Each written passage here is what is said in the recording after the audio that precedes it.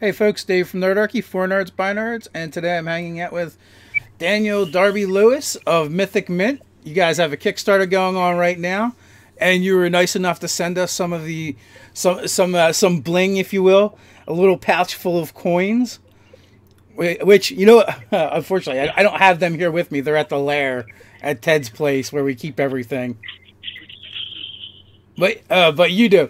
Although I was a little, I have to admit, I was a little sad when I saw that you have the different kinds as well.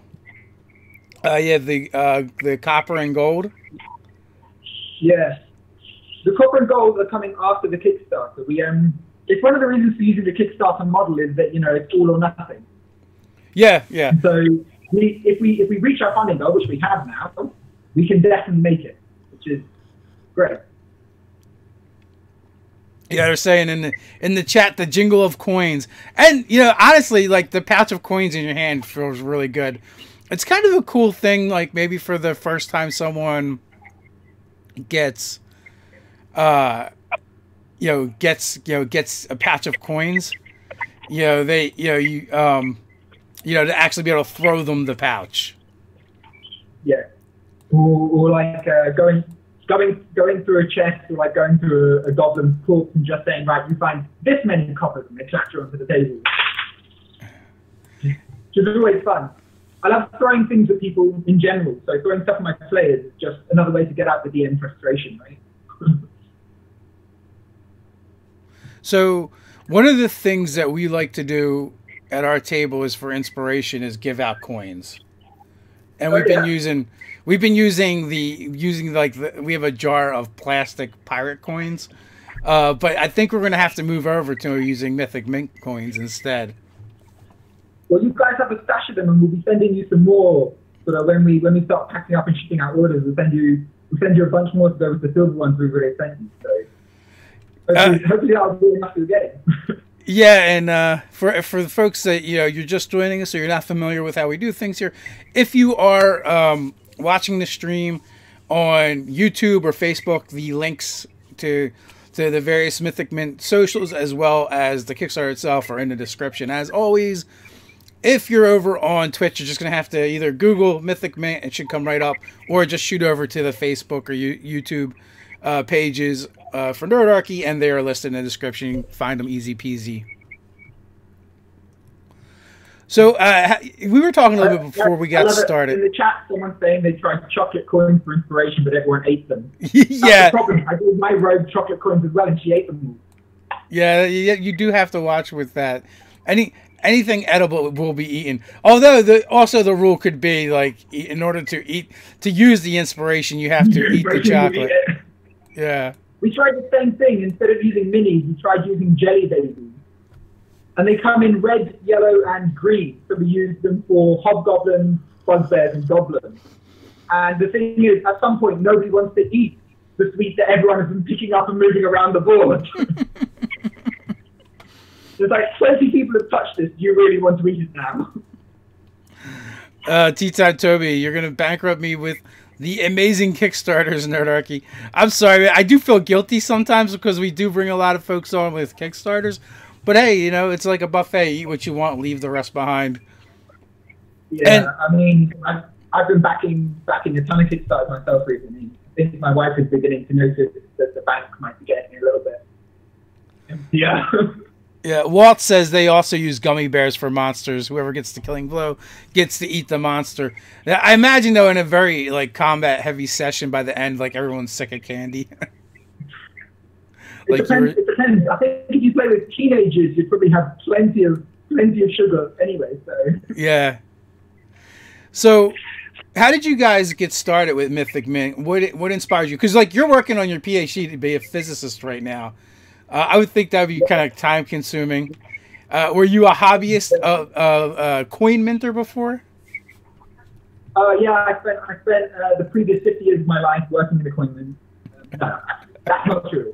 I couldn't have possibly. I would have been pre-embryonic. So I started off making some props for the players in my game. So I made a coin pouch for my rogue. I made a spell book for my wizard. I made a bunch of other stuff. And I realized I wanted to fill the coin pouch with a bunch of actual metal coins. So when I looked at them and couldn't find them, I decided, why don't I try and design them and make them? And so we had a look around. We spent a few months doing research before we realized that actually this is a thing we could actually do, and that Kickstarter would be a great platform to do it on. Yeah, absolutely. I mean, I imagine anytime you have to produce something, it's always costly. So I can only imagine minting coins isn't cheap. Yeah, no, like there's a breakdown on the Kickstarter page, but most of the costs go to two things. They go to actually producing the coins and then shipping them out, because coins, if you make them out of metal, end up being quite heavy, and so the shipping ends up costing a bit, and then you end up having to make. Also, you have to make quite a lot of them before they can actually be made cheaply enough. So, yeah, Kickstarter, that's the reason we chose Kickstarter. It allows us to sort of do the all or nothing model, where if we reach our funding goal, which we have now, then, you know, we get to make coins at a reasonable cost for everyone. So why not share, right? Why not put it out there so other people can have it in their games too? And also, I've been following your Kickstarter, and it went off pretty fast, you know, as far as getting to a certain amount, and then it like really like slammed on the brakes and kind of like been trickling in, but steady, like steady enough to where you guys have actually, you know, funded. You said like Tuesday. I knew it was real recent. Yeah, I looked at Kickstarter before and tried to sort of. As a creator, which is a new thing to me, you panic over every single pledge that comes in and every pledge that goes out. Like you're constantly watching it, constantly thinking, oh no, and sort of we knew there'd be an initial jump and then it would slow down and then there's a jump again at the end. But when it did go through that initial slowdown, I knew it was coming. It didn't stop me from being like, oh my goodness, what's happening? Why is it doing this? Oh, yeah, we reached our funding goal now, so we're good. And now we can work towards stretch goals. So. I feel like, though, even though when you guys hit your slowdown, it still just stayed pretty like consistent on just kind of like churning through. Where I feel like other Kickstarters, when they hit their slowdown, it's almost like they hit a wall and just stop. Yeah, I've seen some like that. I think it depends on sort of how your Kickstarter is getting out there and how it's being shared. I think a lot of our sharing is coming from the people who end up backing us, telling people and saying, you know, we back this. You should go back at two, or friends backing together, and groups, you know, D&D groups who want coins in their game, you know, the whole group ends up buying some as opposed to just one of the players. So when you guys decided, you're like, okay, I made these coins for my table, this is cool, but I want to get this out there into the world, or even when you just made them for your table, did you just make coins, or did you do research first? Were you worried about how actual coins were used in medieval times, or did you just go with an aesthetic that it was pleasing to you? Wow. So you mentioned I'm doing my PhD. Like 99% of doing a PhD is just research. It's not doing things. It's looking to see what's been done. So I spent like months, like as in 4 months, purely looking at what had been done before, what should actual coins look like.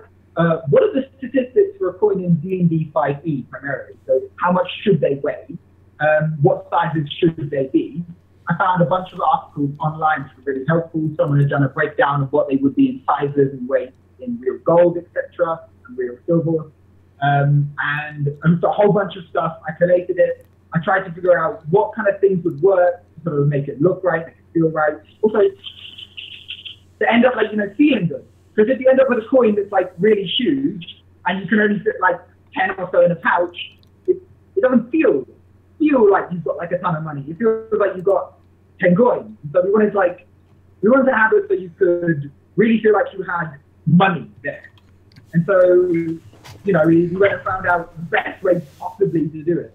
It took a long time as well. And I went back and forth over every single decision before settling on on the final stuff and coming up with the design for everything. Now, do you know how many coins equals a pound? Yes.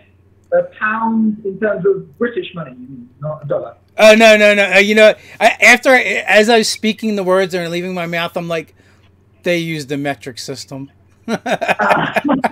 You mean a kilogram? Okay. You mean a pound of his weight? Yeah. I think it's 50 coins to a pound, right? In D&D, it is 50 coins to a pound. And so the idea, what we did was we looked at if real gold, that usually you use between, I think, 8 and 12 karat gold for making coins. If gold of that quality were used to make a coin in which they were 50 coins to a pound, what size would they end up being? And that's how we determined what sizes to make the coins in the end. So someone's saying your sounds is a little bit choppy. Maybe if you come in a little bit closer to Sure. Is this maybe any that'll. better? Okay, talk some more. Yep. Okay. I looked at putting in a microphone and I couldn't find one, so hopefully this will do better. But yeah, so we looked at sort of what size the coins should end up being if they were made out of the real metals, and then sort of jiggled those numbers around until they made a nice set of coins. But the gold, the copper, and the silver end up being slightly different sizes, and so you can tell the difference between them just by feel. So you don't have to fumble about looking for the right coin. Well, yeah, and that kind of makes sense too. And I guess the other thing though that doesn't get replicated because it'd be too hard to replicate is the fact that probably most coins in a real medieval fantasy setting they would be irregular anyway. Yeah, definitely. It depends on what kind of coins you're looking at. The Romans had very regular minting habits, but other coins obviously haven't been quite the same. And yeah, so if we could have handmade them from a soft metal and just hammered them into a certain shape, that would have been great. And that's actually what I would love to do. But not so much of because of like how they're made, but also because of like it's just assumed in a fantasy medieval game that it doesn't get talked about, but there's a lot of different currencies being traded, and they just all generally weigh about the same. I think I'm not sure about the Forgotten Realms. In the Forgotten Realms, you have different kinds of coins from all different settings, or from different regions, right? And then they all weigh about the same, as you said, yeah. Yeah, well, you would figure that's kind of how it would work. Like, the elves. Pardon me. The elves and the dwarves probably don't use the same thing, and one human kingdom probably doesn't use the same as another. Yeah, in my game, what I generally say is, if a new kingdom takes over, they do exactly what a new kingdom or faction does in the real world, which is they immediately take all the gold and remint it with their image, because nobody wants currency running around showing the old emperor, because then that's like, wait. Don't look at the old emperor. I'm the new king. He never existed. You didn't see anything. Yeah, that's exactly what it is. Absolutely. So that might be actually kind of interesting for like a future project, like coins from other realms or other races. Yeah, the good thing about having gone through so many iterations for the coin designs is I ended up with a whole bunch of ideas about what I want to do next, and what other kind of coins we want to make, and what kind of designs we want to look at doing after this. So we've got plenty of ideas for what we want to try. So what kind of response have you been getting from people? Obviously, your Kickstarter kicks, so there's definitely enough people that like it.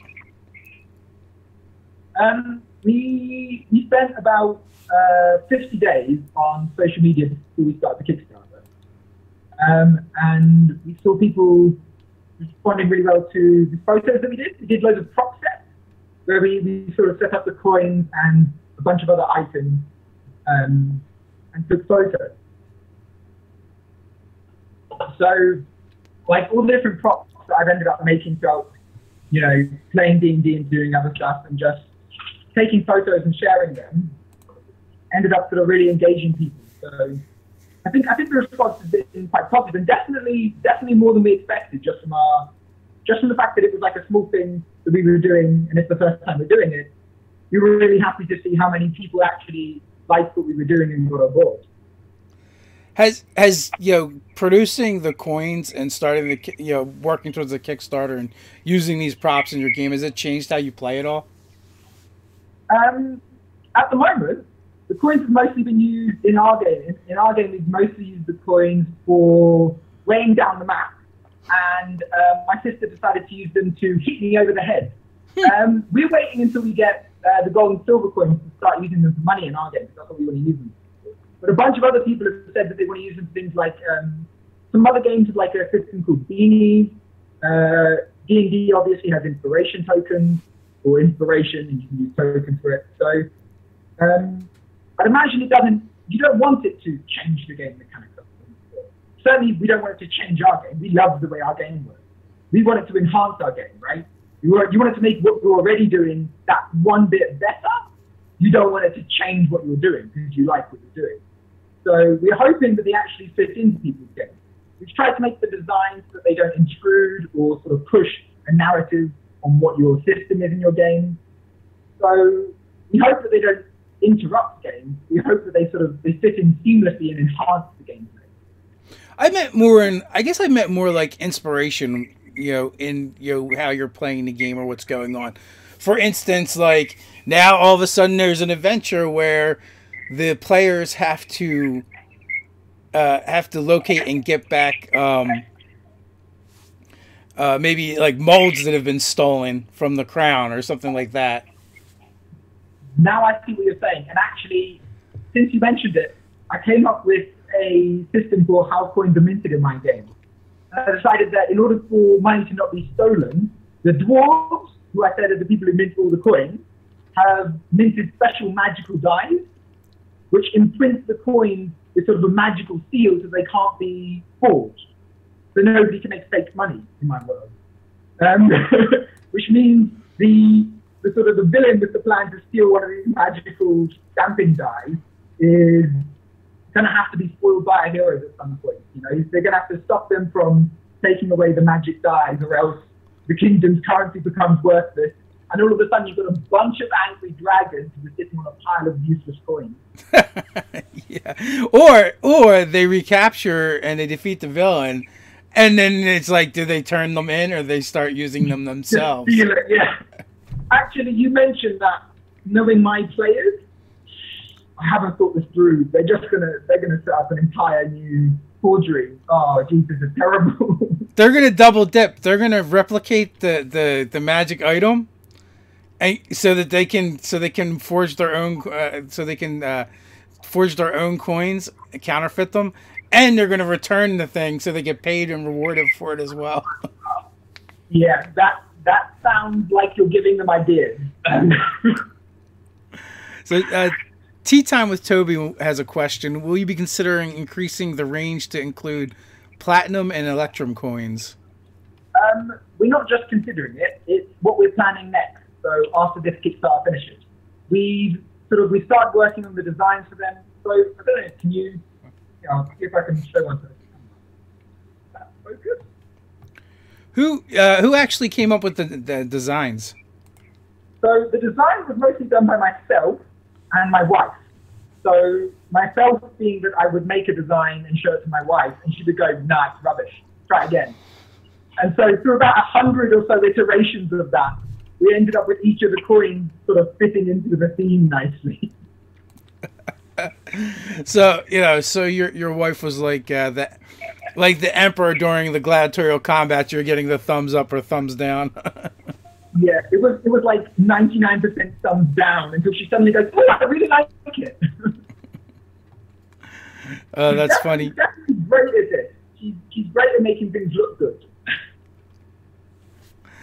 So how many iterations do you think you went through? In all honesty, I actually couldn't count because every single design element on the coin was changed individually through several iterations. So if I do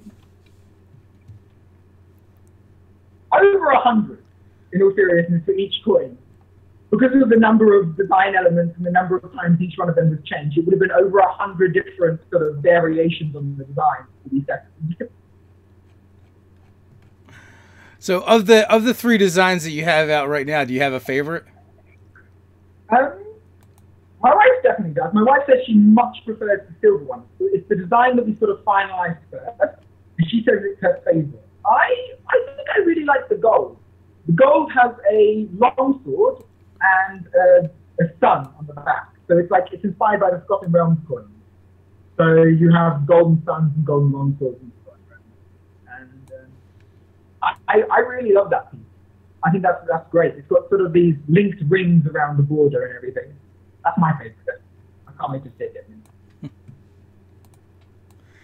So, have you guys uncovered the first stretch goal yet?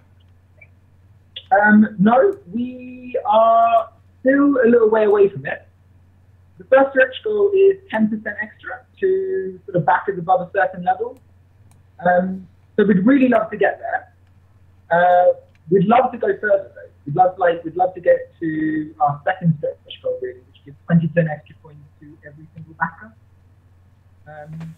I don't know whether or not we'll make it, but definitely when we finish and when we close, we're going to see sort of what the best thing we can do for everyone is. So, you know, if it's saying that well we didn't quite reach the last stretch goal, but we can make it happen anyway, or we can take in late pledges while Kickstarter collects time, and we'll do that because we really want to make them. We really want to give people as many coins as we possibly can. That's kind of the point. Yeah, I think you're. From the looks of it, you'll more than likely, definitely go past the first stretch goal without a problem. So, yeah. Will people after the Kickstarter is done? Will people still be able to get the coins? Yep, definitely. We've been looking at several ways of doing it, and I wasn't sure how people would like to buy them best. So, if anyone in the chat has any ideas on where they'd like to buy them, do they want to see them on our own website? Do they want to buy them from Amazon? So we've been looking at sort of several ways to get them out there, but they'll definitely be available. There'll be late pledges for about 2 weeks after the Kickstarter. And then after that, it's going to go straight into making all the coins for Kickstarter. And then after that, we'll set up a school. And what is the delivery date you guys are looking at? So the 2 seconds. The first delivery date, so for the higher reward, is in August. Yeah, because you need like 6 weeks for all the shipping and delivery, and you need 6 weeks for the coins to be minted. So in order to actually get 100,000 different coins made, which actually is pretty much over that already. We're like 120,000 coins. It's going to take a long time. So to get all that done, it's going to take a while, and then we need to give ourselves a bit of time to get out to people across the world. We've had backers from listeners all over the world, which has been amazing. Yeah, that's not a bad turnaround though. August is pretty close. Yeah, it might be September for some of the other pledges, but August will be the first ones, and then September at the latest. So what was the process like for finding a place to mint coins? Well, it's difficult. Most of the places are in China, which is unsurprising, right? Yeah. But they didn't make what we wanted, right? They didn't do the kind of quality that we were looking for. We've ended up using somewhere in the EU and in Europe, and they make coins for actual countries. So they're used to dealing with huge orders. So they're able to get the coins made and sort of done in time. So a huge range of different things to choose from. So you actually ended up end up going with a place that actually makes real coins, real currency.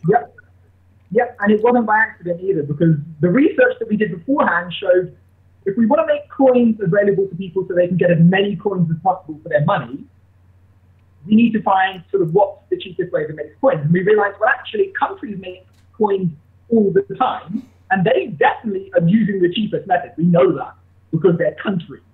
Well, I don't know about that. Once you start involving bureaucracy and all kinds of things like that, I don't know. Maybe. I suppose that's true. They've got a method of plating though, which I think US coins and UK coins have in common. But they use plated steel, and so it works out sort of giving you a nice weight on the coin, but also a good sort of cost of the coin. So that's what we don't. Tea Time with Toby wants to know: Did you not ask the Royal Mint in London? actually. And they said no. What a surprise. Very, very shocking, but the Royal Mint would not be happy to make coins for a private individual. We were shocked. We were like, what? That's so unfair. That's funny. Was that your first go-to? That was not our first go-to. That was about our fifth or third go-to. And they actually replied to us, which I was surprised that they replied. But they replied and they were like, yeah, I'm afraid we can't do this. It's a small issue, and it's called counterfeiting. Well, we can't have those counterfeit fantasy coins running around. Exactly. I mean, goodness knows, someone might be confused for like a real coin that had a bow and arrow on it. Yeah, that's very true. The flaming sword, it's tricky to differentiate between them. I mean, definitely. I think Algeria has a coin like that, right? Well, and then again, too, like, if you're going to counterfeit something, coins is not the way to go. No, definitely stick with the notes. Yeah. Ted, I believe Ted and Nate, they used to make their own coins as well. They both used to be LARPers, and they even ran a LARP for a while. And they would hand make all the coins. Ooh, it must take a long time. Yeah, well, I think what they would do is they would have like they would have meetings for the staff, and they would discuss stuff. And while they were discussing stuff, they were always like making and crafting stuff for the LARP. That's definitely the way to do it. My plan for sort of packaging all the coins at the end of the Kickstarter is to tell people to come around to play D&D and then actually just get them to pack coins instead. Yeah, the only way to get their Kickstarter delivered is they have to earn that many coins in the game. That would definitely take a while for them. I'm rather stingy with rewards. Yeah, they're just going to have to kill goblin after goblin. 2 copper apiece. Yeah. Could take a while. For an extra silver.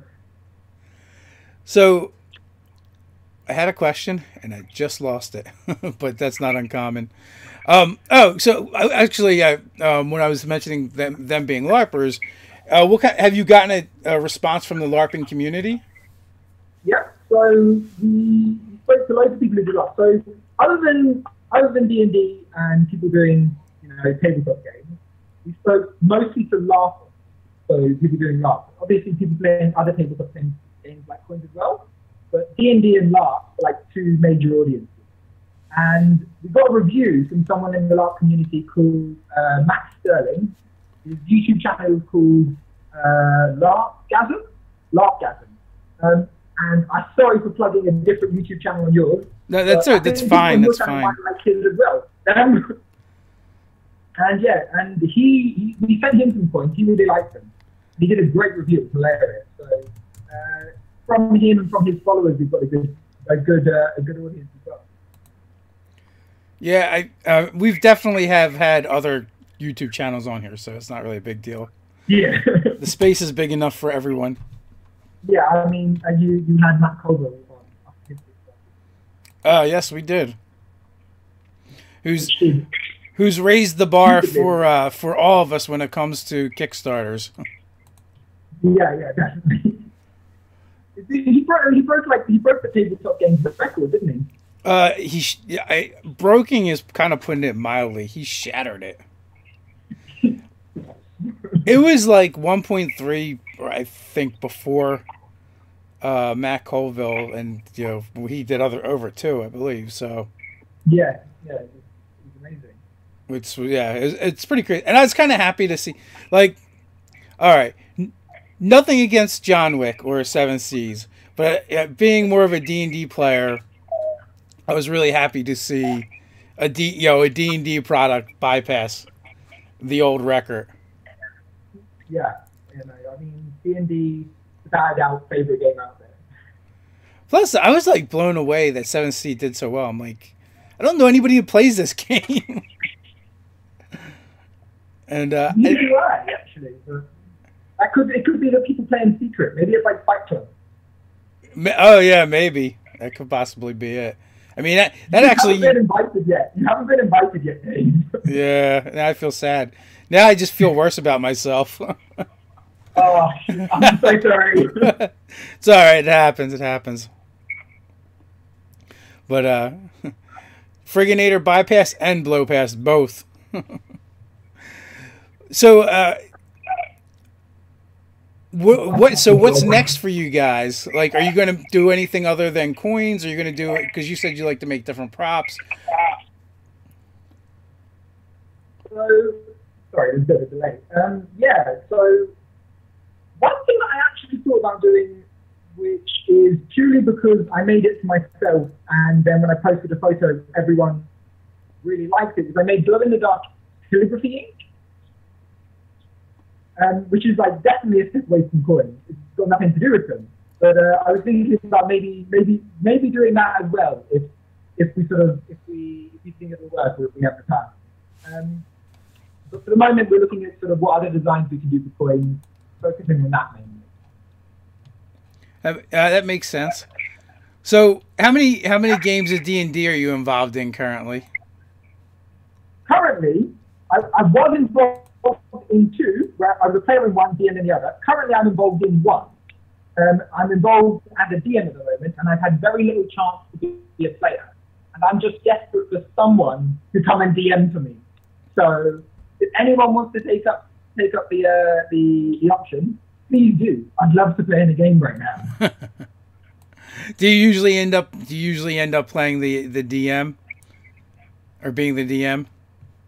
Yes, because I like to play with people who aren't even what you would typically think of as being nerds. Like they're not your typical nerdy people. They love a bit of fantasy, but they don't know much about games, and so you have to sort of be the DM, because otherwise the person being the DM is going to need to keep asking you how to be the DM. Well, that happens as well. So what kind of play style do you have? So, I think our game's about 50% chat, 50% action. 50% play, 50% chat. And as the DM, my play style is usually this, just waiting for people to start playing the game again while they're chatting. Well, you know, that happens too. People play the game for different reasons, and there is a long time where when we would game, it would be more so just a social gathering we'd do when we you know, we would get together with friends, and this would be like the only time, you know, we were getting together, and I guess with other adults. So, you know, the game was just something that would just happen while we got together, which is fine. Well, with the game I'm gaming at the moment, it's mostly my family. It's mostly a family gaming, so it is just a great way to sort of hang out with the people that, to be honest, I don't get much of a chance to hang out with at the moment anyway, other than playing the game. But it's great. It's one of the reasons I've appreciated D&D in my life so much, because it's really helped me sort of reach out and connect better with the people who I actually care about, but just don't get to spend much time with. I think the game does that for a lot of people too. Yeah, I mean, as a social creatures, when you get together, you're usually going to do something, right? You need something to do, and a lot of people will watch sports, they will drink, maybe have food. So D&D and other tabletop role-playing games are just a great way for us to kind of just interact with each other and have something we can do creatively and not just kill brain cells. Yeah, and you don't just have to sit there and watch someone else play a game of football. You can get together and play a game of D&D. It's great. And I also see in the chat like other people talking about having the same problem of finding a GM, and it's definitely a fairly common problem. I know in our group for the longest time, probably for the first 5 years, I was the only one that would GM. How many people were in your group? In our current group, we've got it's funny, like Ted's game we play right now, I think there's 6 players, maybe 7 players. It's been as high as 9. Yeah, I think actually we're down to 5, and it's been as high as 9. And we've actually had more people come and go from the game than are currently in the game. And then my group is also, let's see, we played Saturday, we had 3 of us there, so my group is 6 as well. And same thing where we've had people just come and go from the games. It's hard to find consistent players, especially as you get older and we're adulting as well as playing games. Yeah. Someone has to leave our game because, as they put it, real life duties, having children. Yes. Well, it also is, but also it's kind of like informed and changed the way we play the game too. So like in the old days, we were like really strict about everyone showing up and having like really good story reasons if someone didn't show up. And now it's just like, you know what? Do we want to play or not play? Yeah, the story reasons for people not being there as well. So one of our players has shift work, which means they have midnight work, they have morning work, they have evening work, and finding a time for them is usually sort of where our game hangs. So when is this player free? Okay, good. Is everyone else free then too? Right, that's when they play. Yeah. So yeah, and that's exactly what we do. I was like, can we get, or if we have some people that can make it some days but not other days, it's like, which day will the most amount of people be able to show up? That's the day we're going to play.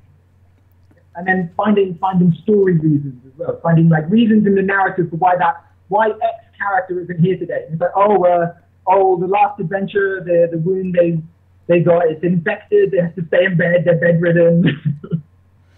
There is a good possibility in my game that if players don't show up, this session that night will be like rescuing them from something. Turns out they were kidnapped by trolls.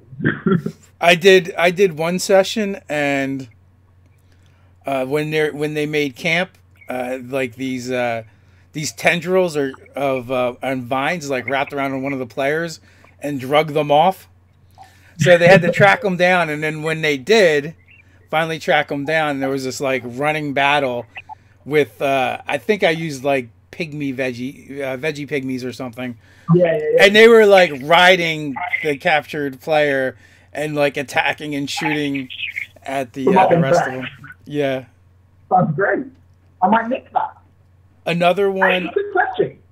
What's your favorite villain monster? Not like a monster like a mob. What's your favorite villain monster? I'm looking for a new villain monster in the campaign. I'm thinking about using hags. Hags are like this sort of evilness.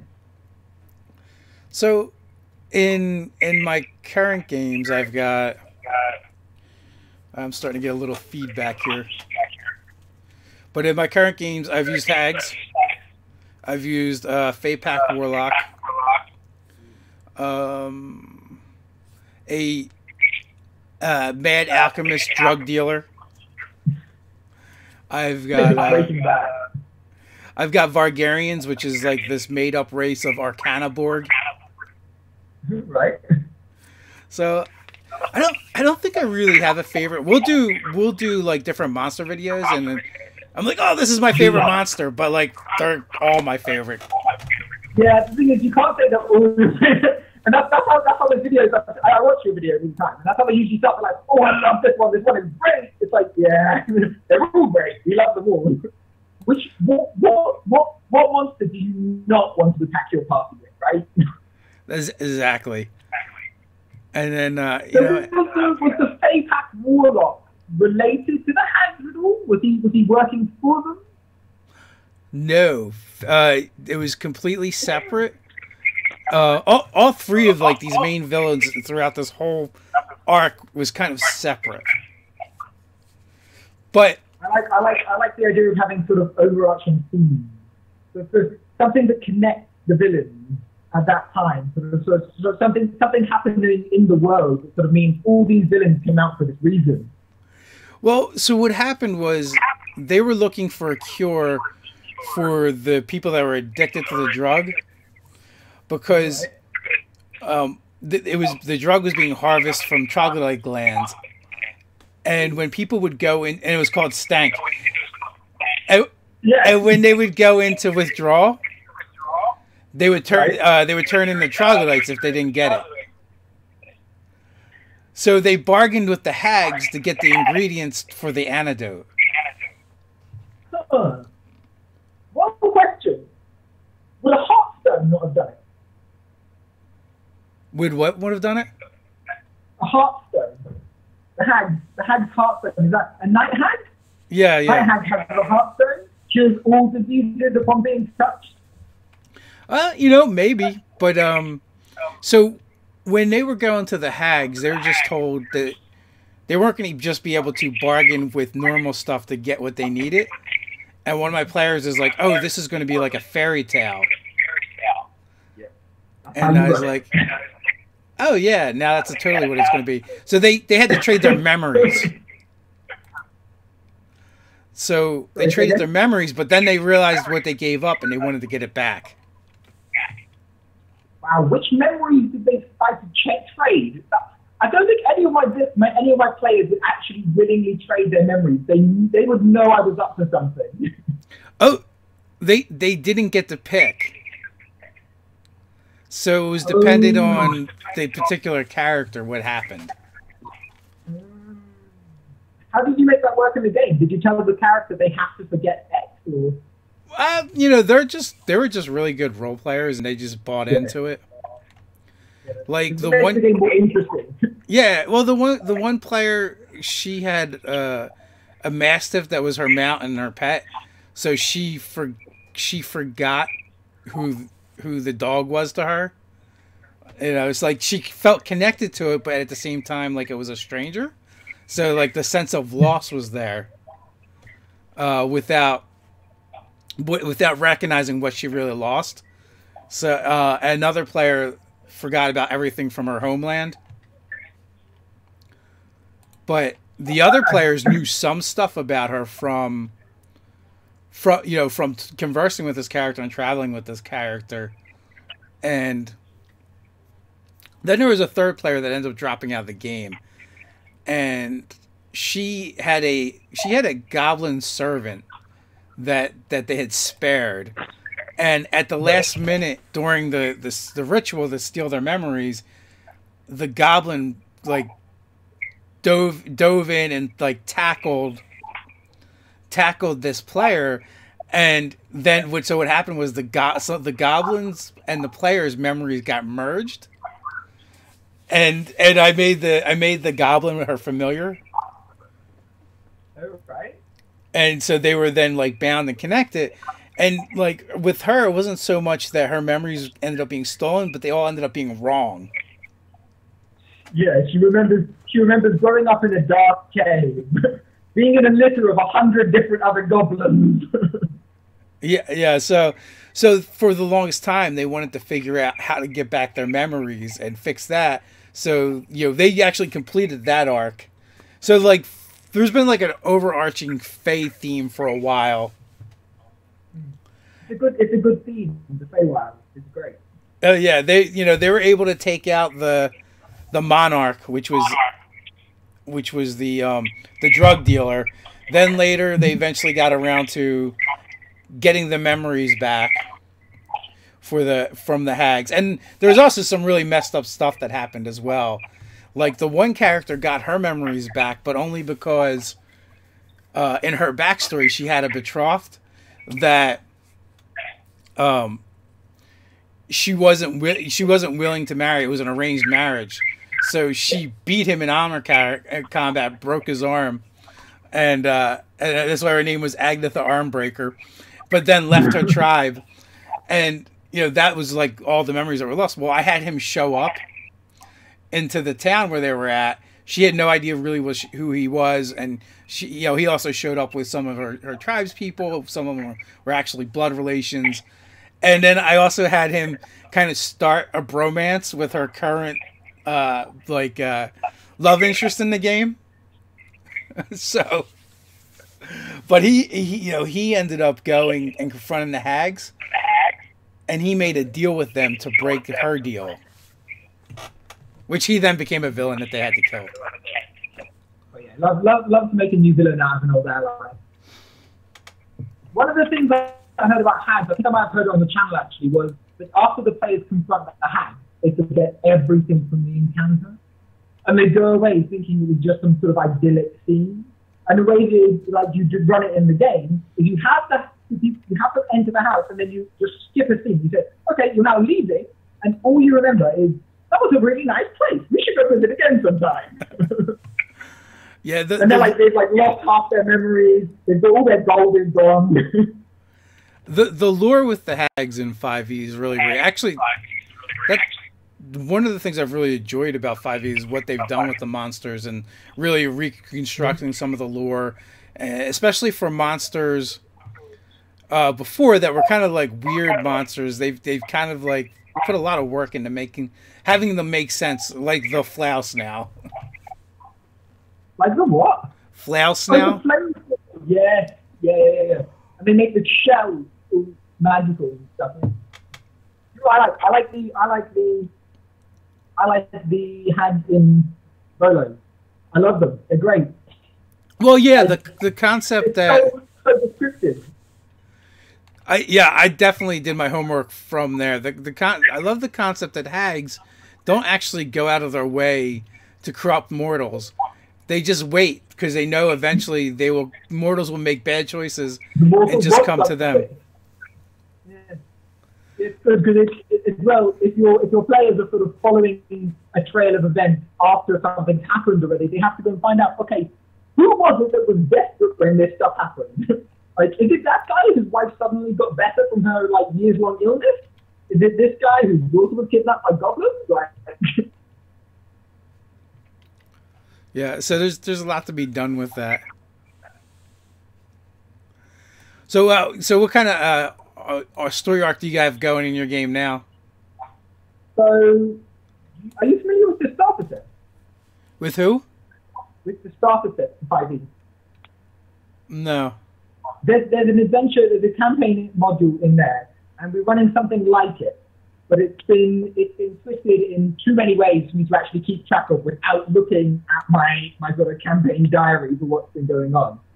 And so what should have been, I think, about a 2 month long adventure, we've been playing for 1.5 years now.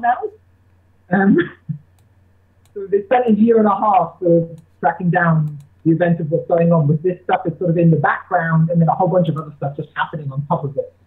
And it's a first game for us, so we're really sort of finding our feet in what we want to do and what we want to do in the game and how we want to play it. We've just had our first character die, and then they're making a new character now, and they're making a Pact of the Great Old One Warlock. And I am super excited because I cannot wait to mess with the entire party through that one character's patron. Well, of course. Why would you not? So, yeah, actually, we were talking about that a little bit before we got started.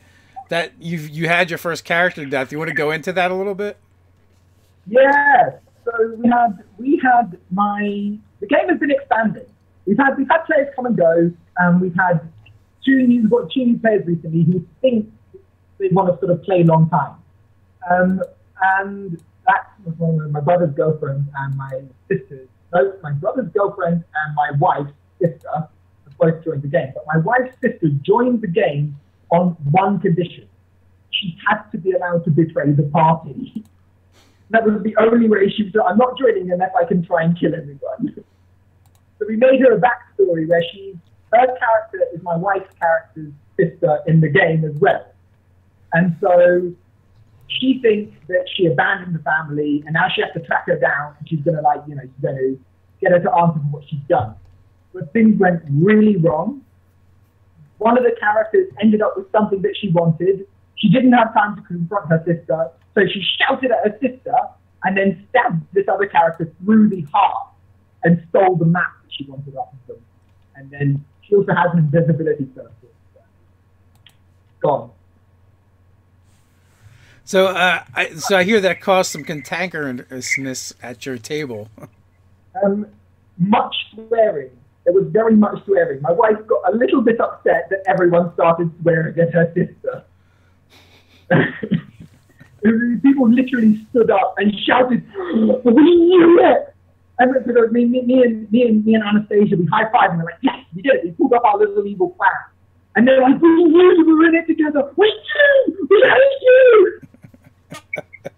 It took about half an hour to calm them down to a level of play again before we realized that the character, because we thought this character was the paladin, right? Paladins are beastie. You know, you stab a paladin with a poison rapier, there's a good chance they might survive. We didn't realize that because they just finished a battle, they were only on 10 hit points. And so after everyone calms down, we realized, oh shit, the paladin is dead. And Balrog's just lying there bleeding out. And actually, we had done a dress-up session, so we were like laughing a little as well. So this particular player, had gone to like so much effort, had stitched an entire costume for her character. She was wearing chainmail to be her paladin. So she just made this outfit like at like 2 o'clock the night before, and now it's one-time use because she's dead. She made chainmail? No, she didn't make the chainmail. We got her the chainmail as a Christmas present, and she stitched together like a cowboy and like this belt. She had like a horn and stuff, and it was really cool. She had an axe, but no, she's dead. She's gone. She's not coming back. So sad. She actually real genuine tears. So, what level were they? They were level 4. We play sort of very slow XP games.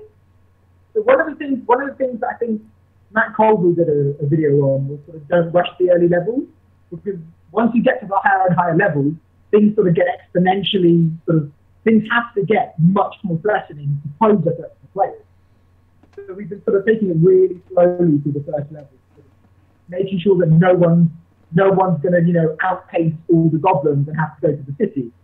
So they've been sort of doing a low level game for a while. It's been great fun. We've definitely done that in the past, and even our current games don't advance super fast. I mean, we just had, I think, session 51 or 52 of the Scarlet Sisterhood, and they started at 6th level, and they're only like 15th. So that's like it. It's like that.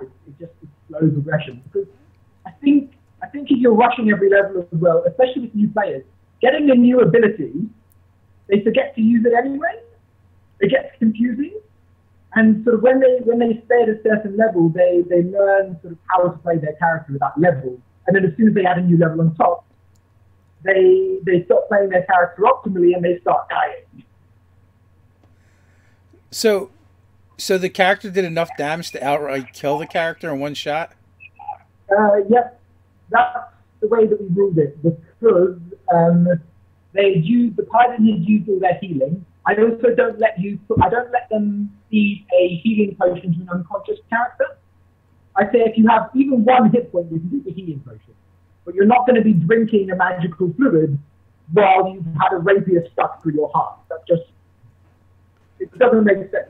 There are things like you know how one of the biggest things that they say is if you don't like any of the rules, don't use them, right? One of the rules I don't like is if one of the characters has just like received a sword through their heart, they're not drinking some red fluid and standing up again. So unfortunately, they did. So you guys play a little more lethal. The player went with it. The player was happy. I mean, they were really sad. They weren't happy their character died, but they were happy that sort of it was a moment. Something happened. Like this is something that the party is going to remember. And it changes the game a bit. So it's not just like your character died because they got shot by a goblin. I mean, if you die to a goblin, I'm probably going to let you get back up. But it's also, this paladin has also been resurrected once already. So yeah. We actually just did a video the end of last week about playing the traitor character. Oh, I saw that and I meant to watch it. I haven't seen it yet. So what's it like? What's it about? What goes on? Well, I mean, basically, like we kind of like outlined some rules for doing it so that your players. So like you said, right? When the paladin died, it was a moment, like something happened in the story, It wasn't just like the character that betrayed them was like, I'm just going to murder them all in their sleep, which would suck and be anticlimactic. But, you know, it's different to like either switch sides in the battle and actually they've been working for the big bad who now you're confronting, or it should happen at a crux moment in the game that matters. Not just because. And the person that's like the traitor shouldn't, like, their objective shouldn't be to win D&D and just murder all the players. There should be something more to it than that. You know, her plan was to confront her siblings. But she also had a secondary objective. She was hired by another character, by an NPC, to find a map. And the paladin had just picked up the map. So the paladin got stabbed. It was like, it wasn't planned. The paladin wasn't meant to die. If anyone was going to die, it would have been her sister's character. But the way it ended up is that the paladin ended up with the item she wanted. She's like, I really got to have this. So the paladin, oh, shame. Really sad. So will that player be returning now that they've already met their one condition from joining your game? So they had this condition because they weren't sure whether or not they would like it.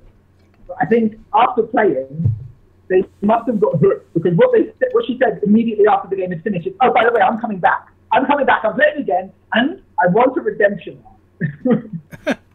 She doesn't want to come back to the game and have everyone try and kill her. So she's already started coming up with ideas with me, sort of talking to me and saying, okay, my character can do this maybe, and then the party will accept me back. Or my character can do this maybe, or I save them from this villain. And then maybe then they'll accept me. I'm like, I think they'll still probably try and kill you, but we can try it. one of the things that new people to D&D, or people like who haven't played before, think that, you know, the DM writes a story and the players just sort of follow the story.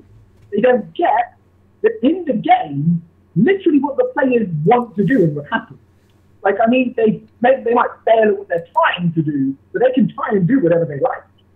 So if the players' characters try and kill you, you will probably end up dead.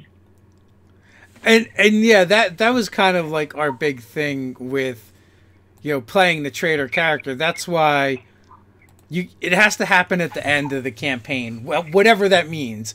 Like, if your campaign is just a one-shot, then it has to happen at the end of the one-shot. Yeah. If it's, you know, a 6-session campaign, then it has to happen in number 6. And, you know, you have to have reasons to stay with the party and work with the party up until that moment. Mm-hmm. Yeah, and so her entire reasons were because she wanted to trick them into giving away where this map was. And it worked. But now she's desperate to come back and play again. So we're going to have to find some reason for her to convince the party that she made a mistake. Maybe she should have been more. The party accepts it. Maybe she should have been more subtle in getting the map. Yeah, subtlety doesn't really occur to first-time D&Ders, does it? But that's good. You hooked another player in. What more could you ask for? Yeah, I mean, more players, more fun. The more people that come and join, honestly, it's great to have people in the game who wouldn't normally do something like that. You know what I mean? Like people who wouldn't call themselves nerds. Like one of my other players would think of themselves as a nerd. Actually, two of my players might consider themselves proper nerds. But the rest of them wouldn't really think of themselves like that. And yet they play, undoubtedly, the nerdiest game on earth. So, you know, you've got to get them hooked somehow. So we are coming up on the hour mark. What do you want to leave people with before we go? I will leave people with the question. Could we leave them with a quick activity? Whatever you want. So I have to come up with an eldritch horror themed monster from under the sea. And I want it to be original. It needs to be about CR3. And I want some ideas on how I'm going to have an original CR3 or 4 monster from under the sea. And I want it to be something disgusting and creepy. Like a shark with tentacles, but cooler. Wasn't that a really bad horror movie, Sharktopus or something? Sharktopus is a thing, yes. So not Sharktopus then. I don't want Sharktopus. Because that was, I'm pretty sure that was a terrible movie. I'm pretty sure I watched that ashamedly one night because I was bored and at the end of Netflix. My daughter likes horror movies, and she has from when she was little. And like that was on, and I've like just flipped past it. And she's like, "No, Daddy, put that back on." And I'm like, "Okay." So we played the game of how people die, tooth or tentacle. Tooth or tentacle. Tooth or tentacle, yeah. So guys, tweet your Eldritch Horrors at Mythic Mint on Twitter. There's a link in the description. There's also a link to Facebook and Instagram and Pinterest and all the socials, as well as the Kickstarter.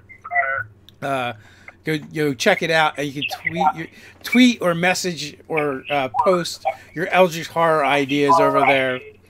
Go check out the Kickstarter. Thanks for coming on, Daniel. Really appreciate it. Thanks everyone for hanging out. And until next time, stay nerdy.